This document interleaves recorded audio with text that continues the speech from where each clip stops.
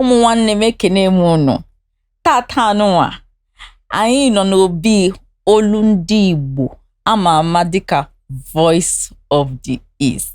Afa bụ Juliet Ndunwa. Anụrụ makwa ama na anyị ji this program were agbado ndị Igbo. Anyị ji were support ndị Igbo. Na-egosikwa the culture, tradition, na support the businesses of ndị Igbo. On every show, anyị na-akpọta onye Igbo ya bi kọwara anyị a lot of things. Ma ndị anyị ma ndị anyị amarọ. Ịghọta, ikuzi anyị a lot of things. Iji wee na encourage the younger ones. Ndị na-agbagote ka wee na-esoro the right path. Maka na ndị Igbo bụ ndị siri ike. A na-ekwesị na-eme ihe siri ike all the time. And on today's show, anyị nwere one special guest. Ada Igbo na-represent afọ Igbo ọfụma. Like, Ada mara mma. Onye nke a na-akpọ nwaanyị eluigwe, the original Igbo girl. Biko nyere m aka ka m welcome ezigbo nwaanyị dị mma to our studio today. Nne m nnọọ. Oh, daalụ. So ị ga-enyere m aka kịta kene si ndị niile nọ na watch this show kịta. Ngwanụ Igbo ndị ọma na-ege ntị, asị m kene onye ọbụla. Ana m ekene onye ọbụla, ana m ekene nwoke na-ekene nwaanyị, na-asị na ọ ga-adịrị anyị na mma na eke, dịrị anyị na mma na oye, dịrị anyị na mma na afọ, dịkwaziere onye ọbụla mma na nkwọ. Anyị ga na-eje na-abata, ekene dịrị unu. Amen. So ị ga-agwa anyị side ebe isi, ebe a mụrụ gị, and otu ife nnesi wee bido. Ị ga-ebido ọgwa anyị because onwe ndị kwesịrị ghọta otu this thing si were, because he build onwe gị from this crash ruo this level. Ọ bụkwa obere ọrụ. Ọ bụkwa obere ọrụ, my sister. Ọ bụkwa obere ọrụ. So onye ọbụla chọrọ iru this level, ị ga-ege ntị ndị gagwo na the journey already. So ị ga-ebido kọwara anyị ebe isi. Ngwana a ga-ebido ba ịkọwa ka ebido kwuzie nke bụ afa m, kwuo ya ọfụma ka e wee. Kwuo ya ọfụma. Ọmụa bụ Nwaada Uchenna Nnana, aka nwaanyị eluigwe, the original Igbo girl.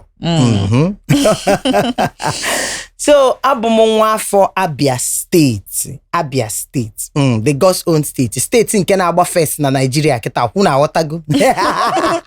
My governor is doing wonders. Dr. Alex Oti. Na anyị dịrị salute the governor on this show. Onye ọbụla chi Igbo onye Abia kịta. The governor na-eme ọfụma. Ọ na-eme ọfụma ihe afụrụ anya. Ihe o kwesịrị. Anyị tụkwasịrị obi mere ya campaign, gbasie mbọ ike, Chukwu mere anyị ebere nye anyị ya, and ọ dị disappoint anyị. Ọ na-eme ihe achọ ka o mee.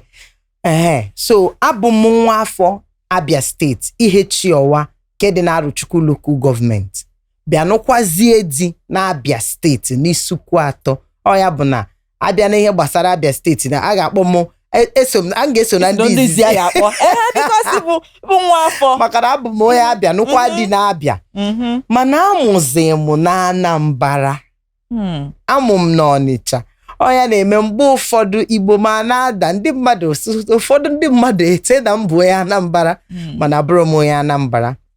Abụ onye Abia, mana amụ m n'Ọnịcha, ntokwa n'Ọnịcha ya na Enugu. Eto m n'Ọnịcha, Enugu and Port Harcourt. Nọzụrụ anyị Igbo anọzụ. Anọzụ mba ọfụma. So can we bido acting? Ebido m acting. O tegokwa. Ebido m acting. Because first acting m bido was it 2002 na my year 1 na university mgbe I ga ASU strike. There was this ASU strike I got it long. Like 6 months ASU strike. And bona theater arts can na go then, can go na school. So but that strike be enough for too long. So when no na-eme, why don't you get busy? Ota can see we by Nollywood. So after I call off, I went back to school. So now I'm busy off and on, because theater arts no we are good. They course the very studious, and they course that you have to be there. In my department those days now, theater arts department, meanwhile 90% or 95% attendance. If you like write exam 100 over 100, you won't pass.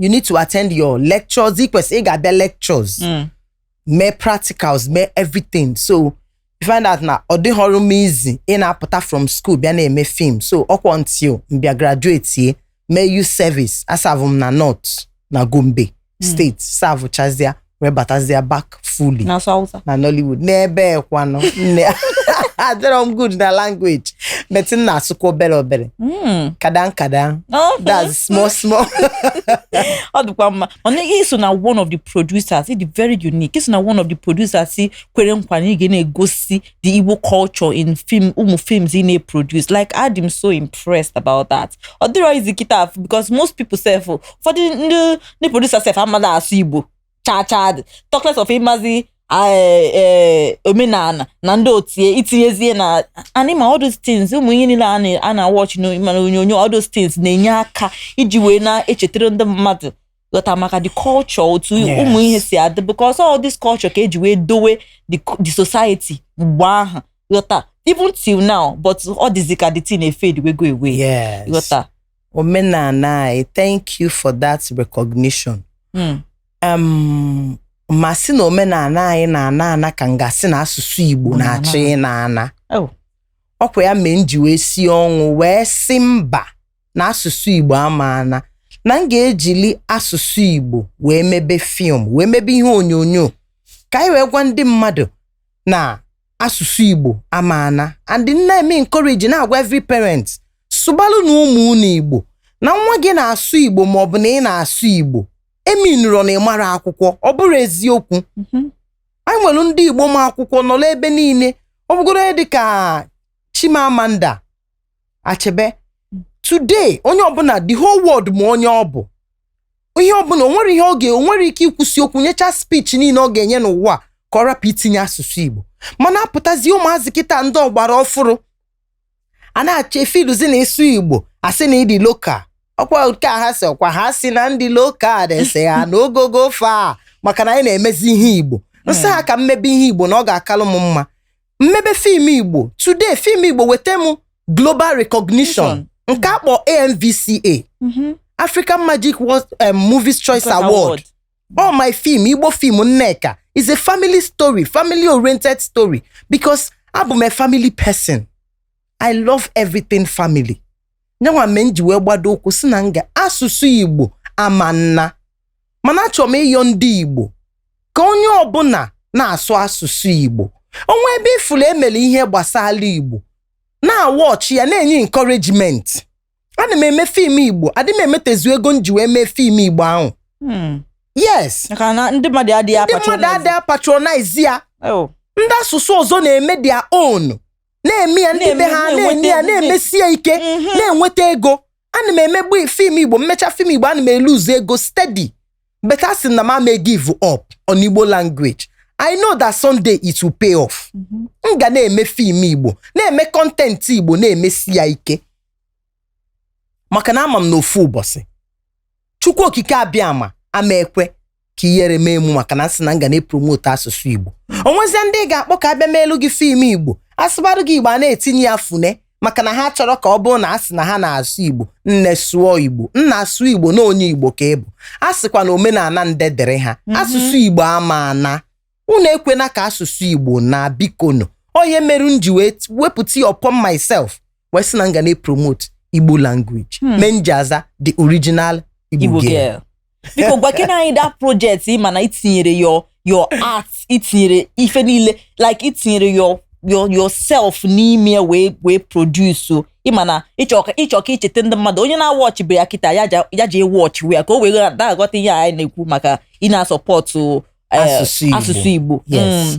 etinye m ihe niile mee film nke a mmelụ bụ Nneka ọ nọ na YouTube na my YouTube channel Uchenna Nnana MTV on YouTube ijebe ahụ ị ga-enene the film and inene the film ị ga-like ya inene ya deela anyị comment deela anyị ozi mgbamume gwa anyị na ihe anyị na-eme dị gị mma ka anyị wee nwee ike na-eme mmụọ etinye m obi m niile wee mee ya bụ film mechakwana ya Chukwu mee ebele o weta that award Best Indigenous Movie 2022 enwe m another film now mmelu on rape n'Igbo language because ihe ọbụla gbasara ụmụ nwaanyị na ụmụaka na Igbo language ka nchọ ka na-ewepụta on rape ihe ọ na-eme rape nwaanyị ajụba gị kedu akwa iyi mgbe repu gị kedu ihe iji wee jee ebe nwoke mgbe repu gị ihe fim a na-akọwala ikita anụnwa bụ na erepu nwaanyị n'ime matrimonial home ya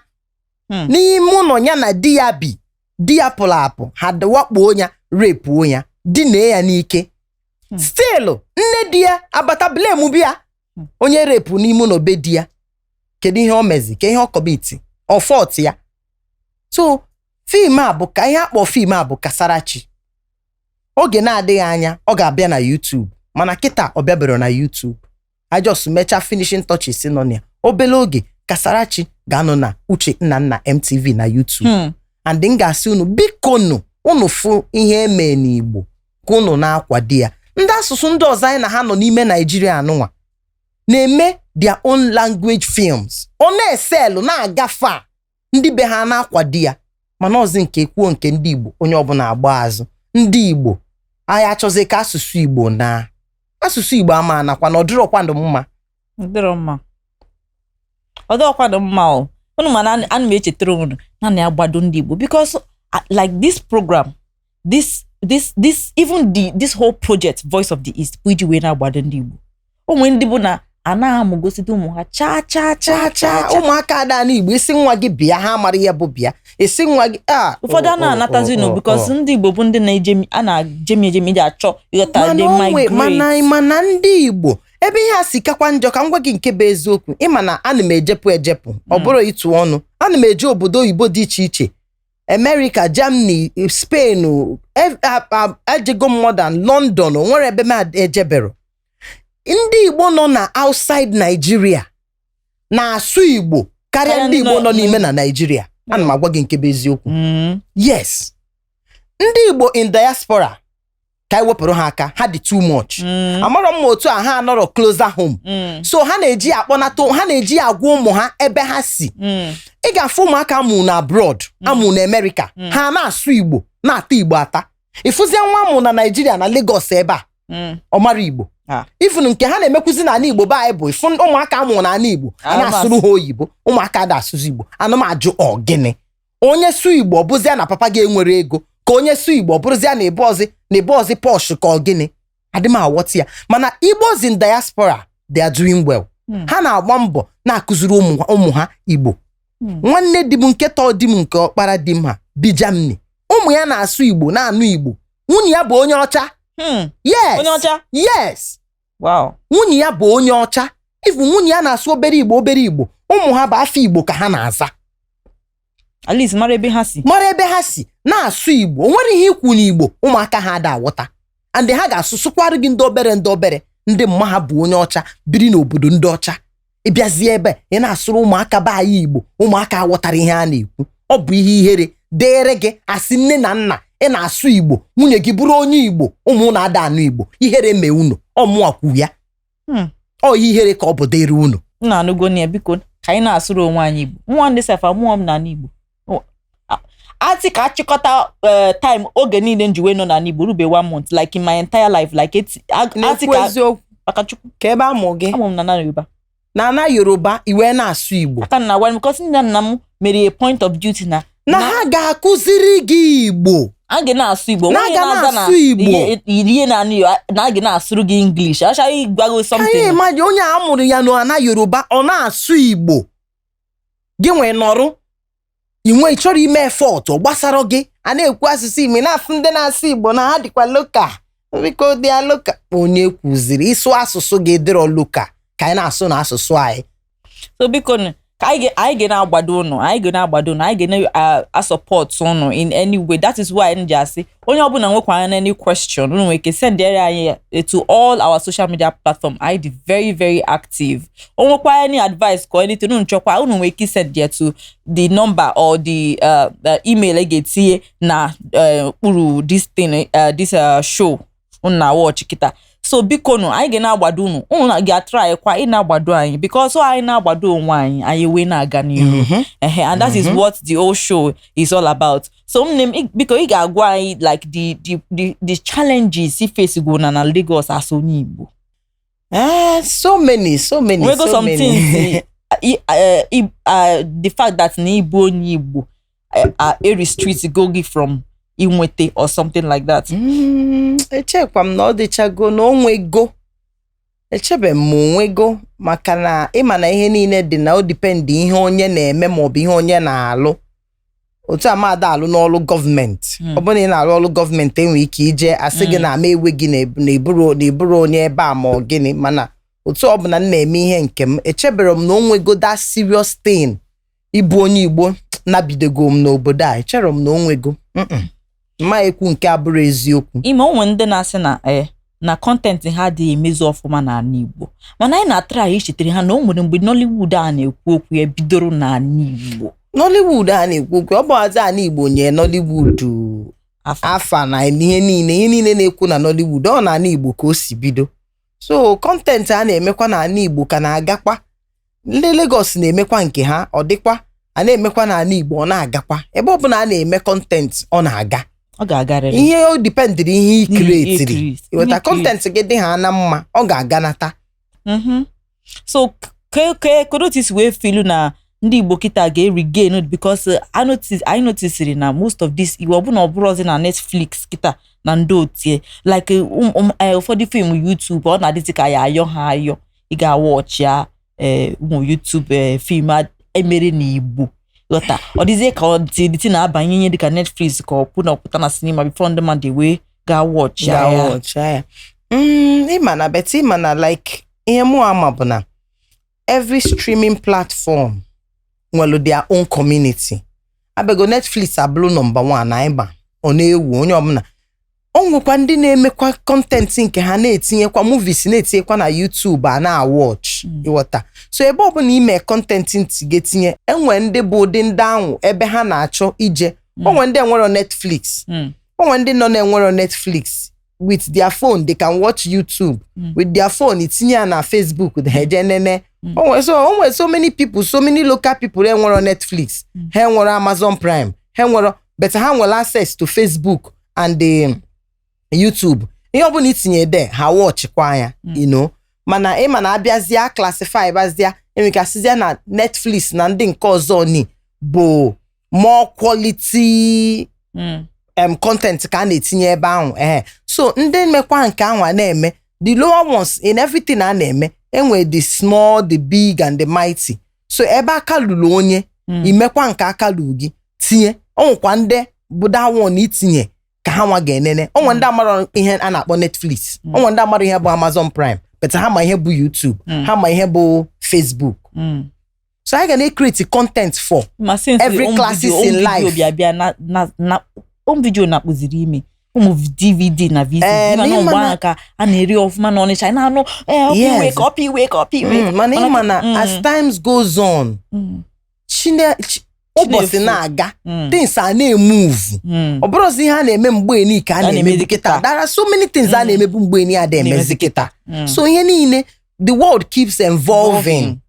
So the world keeps growing. So you will not allow yourself to be left behind. So ị ga na-eme involve ihe ọbụla a na-eme. Ị ga na-grow, ị ga na-eme research na-amata ihe a na-eme. So ndị ibe gị na-agbago, ị ma bịa n'ọlụzịa ụwa niile agafecha gị. No. So onyanwa DVD apụgo. Esi na DVD baa na YouTube, baa na Facebook, baa na Netflix, baa na Amazon Prime. So all those things. Onyanwa bụ the thing. Ị na-anata Igbo ọfụma? Ama anakwa. Ụmụ gị na-anata wewe? Anyị na-ana Igbo ọfụma. O nwere ichedugo that okay at some point na ị ga-anachi ya na Igbo ga like retirement or any of those things. When you go mgbe for retirement ebukwa m ya n'obi na m ga-anakwa na Igbo. Ọ bụkwa for retirement ebukwa n'obi ihe dịka Enugu. I like ime Enugu well. Eto m n'Enugu ọfụma. I like ime Enugu. Mụ amakwa na retirement m ga-anachi Enugu jezu ike. Maka Enugu nwụdị peace. That place the peace. Yes, the peace dị n'Enugu. The town they calm. So m ga-anakwa Enugu ma mgbe mmadụ gbadaa anyị ga na Enugu je nọrọ ana na-ezu ike ebe ọ ga-eme nọrọ sọsọ breeze a na-efe gị mana anụ too much. Ịma na mkpọtụ dị na Lagos dị too much. And Lagos is for hustling and bustling. O nwere eji mmadụ ga-eru ọbọzi enwezi ihe na-akọ jọsi nazi ebe ọ ga-eme ụtụtụ ịpụta na compound ga-egagharịcha ije dị n'ana eme achọzi noise. So mgba nke a ga-abịa aka ga na Enugu je zuo ike nke mbụ for sure. Okay, during this election gara aga most of the celebrities the thing is we ga with in ha ofuma because n'eziokwu man anyway no bi onye a chọrọ ka ọ wụrụ onye wụrụ you know ma president ka ọ wụ na mana the thing bịa tisasizi ndị mmadụ anya ụfọdụ ndị mmadụ ha adịzie confused about the whole thing. Gịnị bụ your opinion or ifiluru na ndị Igbo ka kwesịrị ime in short generally concerning that election ka udo wee na ka at least ka ndị mmadụ wee na-enweta nwa hope na udo ya dị because nke ịma na Igbo onye Abia steeti unu nwetara onye nke ọnụ jara so the thing na-enyegodo obi ọṅụ ọ na-enye m obi aṅụrị o ma o nwee ihe ọzọ Nigeria as a country failed me but my state I am happy. Nnenecha ya na-eme n'obodo a ncheta my state Abia state ngwere ya wee jikwaba onwe m ịmago enwere ihe ọzọ abụrụ na we Nigerians onye ọbụla nọ n'ime Nigeria kwesịrị ịghọta na election onye ga-achị obodo o kwesịrị eruo ka ewelu sentiment wee na-esi ya na onye abụ onye be anyị abụ m onye Igbo na onye Igbo ga-achị abụ m onye Hausa na onye Hausa ga-achị abụ m onye Yoruba na onye Yoruba ga-achị a na-eme ya otu ahụ anya mege anywhere anya medozi nwa obodo beto onwe ya na-aza mmadụ pụta enyocha onye ahụ fụ na onye ahụ nwere integrity na onye ahụ nwere interest to move the country forward onye ọbụla akwado onye ahụ so that ka ịma ma ga-enwe mgbanwe ma ihe ọ ga-adị mma n'obodo a maka na ọ na-eme eluo na so many things and anyị nwa bụ ndị youth na-ekwe ndị politicians a na-eyuzu anyị abịa na so many things onwere na-echete na mbụ Hausa na mbụ Igbo na mbụ TV na mbụ Rivers ọkwa Super Eagles na-represent anyị na Cup of Nations a na-agba kịta ha winuo akwa ya na-eti bụ Nigeria onwe onye na-asị na Victor onye abụ onye Igbo onwe onye na-asị na Musa bụ onye Hausa onwe onye na-asị na onye nke abụ onye Yoruba ọkwa Nigeria ka na-represent onye ọbụla na-eti Nigeria Davido akụ egwu anya na-eti onye Nigeria oje weta award anya na-eti Nigeria onwe onye ga-echete na onye Yoruba Flavor akụ egwu ọ na-ewu onye ọbụ nwezo onye ga-echete na Flavor bụ onye Igbo Fina akụ egwu onwere onye ga-echete na onye Igbo ọ na-ewu onye ọbụla adị happy mana eruru na sọsọ na election a ga-eji dozie obodo anyị ka obodo anyị dị mma ebidozie emebe abụ m onye Hausa abụ m onye Igbo abụ m onye Yoruba and ndị politicians na-abịa were ọgbaghara tinye anyị n'ime echeru moto gị mebie taa mekanik ị na-eyuzu ị na-eme insist na onye Igbo ga-alụ ya moto mba iji ga akwa na shop ị na-eme insist na onye Igbo ka ị ga-ego akwa enwe ike some of this your crew mụ na gị na ha na-arụ ọrụ a na enwe ike ha bụrụ ndị Igbo ndị na-ese kamera anụnwa iji eme ihe a enwe ike ha bụrụ ndị Igbo mana gị na ha na-alụ because na ha ma ihe ha na-eme so kedụzi ihe o ji abụ n'ọsọsọ mgbe a ga-agbachi idozi obodo anyị bụ Nigeria ebidozie abụ m onye Hausa abụ m onye Igbo abụ m onye Kogi abụ m onye Yoruba ka anyị kwụsị kenenu ya. I'm saying this to all Nigerians. Let's realize na idozi obodo a tribalism will not help us. Because in football, in music, in so many things, we don't remember that we are Hausa or we are Igbo or we are Yoruba. It's only in politics. Politicians, the people that put us in this condition, they will still come and bring our heads together.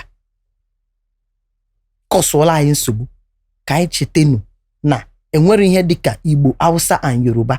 No ofu ka anyị bụ, ofu Nigeria ka anyị bụ. Otu anyị si represent onwe anyị na bọọlụ, na music, na ọsọ, na egwu, na ihe niile a na-eme ka anyị si otu a wee represent onwe anyị mana achị họpụta onye ga-achị obodo anyị bụ Nigeria. Ya gazie na ụmụnne m. So before anyị emechie this program kita achọrọ m ka inye one final message to ụmụ nwaanyị na-etonite n'eleru anya ebe like encourage them how to, because so many ladies look up to you. They look up to you. I like nwaanyị, I like Motosie, I love her courage, I love what she represents. I like me for name. So I want to be like her. Oh, when they tonite no like that. So many of your fans. So because you have advice or you have the model if you do not help on their part because so many distractions desekita. O make yourself we make no nya kitchen but one distraction but just couple out of the part out of that part. So onya obunama onye ọbụla go na this stage mana o nwegasịrị some things o mere, some things o avoid wee ruo this stage na aghara imetosi onwe na aghara imetosi afa nke nyanwa. So biko ị ga-enyere anyị advice ihe ndụmọdụ ka ha wee na-echetakwa onye ha wụ and ebe ha na-eje. Thank you. Ụmụ agbọghọbịa ndị na-etonite ihe m nwere igwe unu bụ ka anyị wepụ n'oke ọchịchọ na ndụ anyị. Ihe oke ọchịchọ mmadụ ịbụ na ịnọrọ ebe ịnọ ha na-agụ gị. Ị ka bụ nwatakịrị ịnọ secondary school or ịnọ university. Ịpụta na ama m na social media emego so many things. Mana ọbụrụ so ịmana abịa na social media ihe ọjọọ dị, ihe ọma dị. We have the good, the bad and the ugly on social media. Now, mgbe na-enye ndị mmadụ advice, kedu onye ị na-eso? What are the pages you're following on the social media? Because they have influence on you. Onye ị na-eso na social media, itete n'ụtụtụ, because so many of us, once you wake up in the morning, the first thing, even before ikpe ekpere, ama m ejisimike ka ụfọdụ n'ime anyị jizi wee kata anya bụ na you have said no. Once I wake up, I won't touch my phone. I'll first of all, God, thank you for today. Before, all of us are suffering it. Social media has crept into, that's all they go deep into us, that every time we are on social media, we are checking. Some of us are doing business. We are creating content. We are selling our markets. We are building ourselves. We are doing so many things on the social media. You won't say social media is bad, in as much as it also has so many bad influence on the younger ones. But now, ka social media boro ha nsogbu. Maka otu anọ, this April will make my marriage 10 years.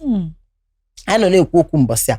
Na-agwakwa ha, mgbe di mụ na ụmụ, today, enwe ike ifu na mụ na my husband, ifu m nje ebe a, mje obodo oyibo, mma otu a. When I started, it wasn't like that. Ebido ihe niile na-enwe stage 1, stage 2, stage 3, stage 4 in life. Everything have stages. Mgbe amụ gị, mma gị buru gị n'afọ, buo gị for 9 months. Mụpụta gị. Ka ọ mụpụta gị, ibido họgaba ije ozugbo. Amụpụta gị kugide gị n'aka. After so many months, maybe after 3 months or 4 months, before ibido nọba, you started sitting down. From sitting down, you started crawling. Igbe. From igbe, ibido kwụba ọtọ. From there, ibido zọpụ ụkwụ gaba ije. From there, you started running. That is how the process in life should be. Onye agbana speed, onye agbazana speed. Ka anyị jiri n'nwayọ. Ifo onye nọ na social media, ifo star, Desire Diko na anya moto dị otu a. Ima how many years ọ nọgo na Nollywood? She started as a child. I know she started as a very young girl. Today, she has been in the Nollywood for almost 15 years or thereabout. Ịpụtazịa nwatakịrị si secondary school pụta, onye nọ na university, eche ịmụ aka with akpa ife akparịta Dominic bụ echi. Ịchọ na akpa nke ahụ ka ichi ibu. Kedu ihe ị na-alụ ị ga-eji wee buo ụdị akparịta Dominic bụ? Who are you? We're not going in the industry for years. Do you understand? The way you're na represent so many companies. No, the DJ Zibego, why so many things on our handle, or handle you over to. Iputechi, and Snock money, I mebe competition. Obro bubu kanchi ibu wem. Why, chobazi tinyaka, ebaka gine ruro. Obona digi enwaru diega, you never say a pressure. The key word is to be contented. Yando ibona work contented. Ihe nwere juo ga afọ. Ikolo okereka, onwe mgbe m ga-eyi okereka, an ka m na-eyikwa okereka ruo tata, mana m yiri ya pụta. An m eyi okereka benda but m yiri ya pụta, ime ekwete. Unless ma m gwa gị na ihe dị ụta na m goro ya na okereka 2000, you will not believe. But when you're contented and you carry yourself, ị na-ebu onwe gị ọfụma. Onye kọlụ ga-ama na akpụkụ iyi bụ 1 naira ka a na-ele ya. Ihe a na-akpọ packaging. Asakwa gị package nke ga-akọsụ gị your helper chozi help gị. You over package that your helper cannot help you. No. That's something called package. When you assemble all those little things you have, you manage it. The most important thing is being neat and being presentable. Olundi Igbo ama dịka Voice of the East is running a campaign a na-akpọ Build in Igbo Land. Because we are trying to grow Igbo land. The mmadụ apụsịchana. Nkwa ihe dị mma. ndị mmadụ apụsịchana anyị chọrọ ichetere ndị mmadụ ebe ọ bụla ị nọ na-emekwa ọfụma anyị ga na-agbado gị si n'ebe a na-agbado gị mana ị kwesịrị ichete na ị ga na-ebidkwa Igbo land ka anyị wee na-developkwa nke anyị nwekwa ka o si wee dị anyị ga-enwekwa n'ebe anyị akpọ nke anyị ga-anachi ya ịghọta so building Igbo land achọrọ m ka ijiri olu gị wee gwa ndị be anyị building Igbo land a na-ekwu ọ dịkwa mma ọ ihe dị mma ọ mara mma magbuo onwe ya mana o nwere ihe m ga-ekwu before m mewe campaign a maka na ọ bụ na anyị edozighị ọba anyị ka ba anyị dị mma ị na-asị mmadụ bịa building Igbo land ka onye ahụ ga-esi bịa build onye Igbo land ọnọdụ ka Chukwu emega ebere m na-ekwukwa nwere Abia steeti na-enye example ụdị ihe dị iche iche Dr. Alex Oti the governor of Abia steeti na-eme na Abia steeti now in the next 1 year or 2 mmadụ ga-enwe obi ije si ka oje mebe ihe apart from ụlọ nka ndị nke a na-alụgasị na village ebe onye ọbụla si ị chọbazie ka ị ga-esi je build kwa business ma ọ gịnị n'Igbo land because na gọvanọ abịago dozie obodo dị conducive dezie mma ibute business ebe ahụ enwe ike menwuo ya so ka other state governors ama m na ndị Ebonyi their last governor mekwala ọfụma mechaa so many people mmakwa bụ ndị Ebonyi na-ebunakwa some business na their place so ka ndị gọvanọ ndị ọzọ mee ana Igbo ka ọ dị conducive ha ma ana Igbo ọ dị mma nwee peace ka ihe bụzi na ndị mmadụ ama je build na ana Igbo enwe mgbe ememe nke bụ na ịnazi Christmas na ana Igbo egwu a na-atụ onye ọbụla mana adị m happy na last year na enwe changes so many people gbadara ana Igbo ka enwe ụmụaka be anyị bikonu nyere unu anyị aka anwekwana onye ọbụla ọma m na onwe so many people uche ibunata business ha na ana Igbo mana ka enyere anyị aka ka eme ana Igbo ka ọ dị peaceful onwe nke mbọsị a mfụfụ n'ịntanetị onwe these boys na-create content lụlụ ụlọ n'akụkụ be ha a na-egosi na governor of Enugu State the current governor of Enugu State jeje na-akụtusi ụlọ ndị mmadụ mgbe mfụ datin nsị ọkwa bụ na be ndị ọzọ ka a na-akụtusi ụlọ anyị akịta asị na ndị ọzọ achụba anyị mana na ana Igbo n'Enugu ka gọvanọ na-etirisi ụlọ ndị mmadụ kedu ihe meenụ kedu ihe bụ the problem Dr. Alex Oti kuturu ụlọ ndị mmadụ na Abia steeti bete eme ha compensation because a nọ na-alụ ụzọ ndị a na-akụtube ha n'Enugu steeti ụlọ mmadụ tara afụ kpee ego wee lụọ a na-akụtu ya kedu ihe bụ the problem bikonu ndị Igbo na-ege m ntị ebe ọbụla onye ọbụla nọ otu anyị na-eme campaign ka onye ọbụla bịa building Igbo land esokwu m na-eme ya maka mụnwe iso wee na-promote Igbo language bụ maka na achọ m ka ihe dị n'ala Igbo na-amasị m achọ m ka ihe dị n'ala Igbo kwụsị so ana m ayọ onye nwee business nwee ihe ọbụla o nwee ọchọ ibunata n'ala Igbo biko ya bunata ya mana ndị gọvanọs anyị merụ na ya ebere dozieru na ya ana Igbo ka anyị wee nwee ike wee na-adị happy na-anata n'ala Igbo ọ ka ọha m n'onu anyị anụgo nye Adenigwe nwanyị eluigwe today's episode is really touching.